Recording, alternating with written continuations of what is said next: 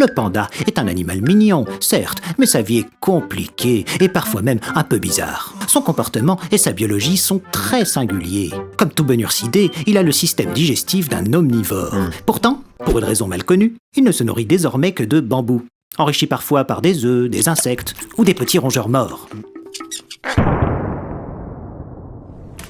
Sa reproduction et sa gestation sont tout aussi étonnantes.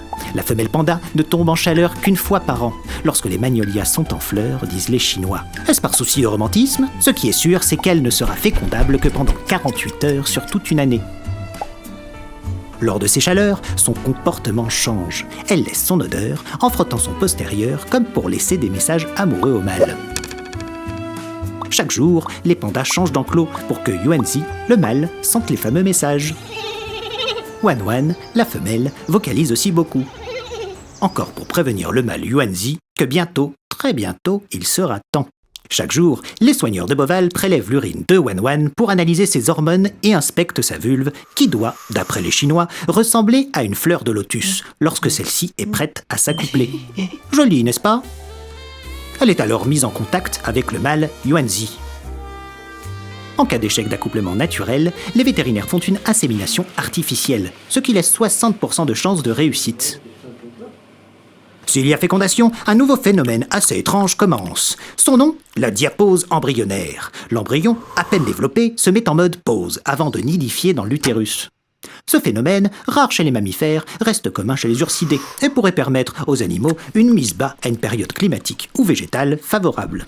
La diapause dure, pour les pandas, entre 45 jours et 4 mois. Quand celle-ci prend fin, la gestation commence vraiment. Elle ne dure qu'entre 4 à 6 semaines. À cette période, la femelle entre dans une période léthargique. Toutefois, gestante ou non, son comportement et ses hormones sont parfaitement identiques. Les femelles non gestantes font systématiquement des grossesses nerveuses ou pseudo-gestation. Difficile donc de savoir si, oui ou non, elles attendent un petit. Seule l'échographie peut révéler une vraie gestation. Et, là encore, rien n'est simple, parce que la gestation est rapide et le petit tout petit. 100 grammes à la naissance, alors que la femelle panda pèse autour de 100 kilos, ce qui reviendrait pour une femme à accoucher d'une souris. La durée entre la fécondation et la mise bas s'étend de 98 jours à 300 jours pour les plus longues observées en Chine. Difficile donc de prévoir une date de mise bas.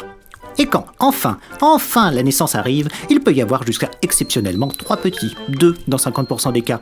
Ce qui est toujours une excellente nouvelle, car malheureusement, le panda est une espèce menacée, ne l'oublions pas.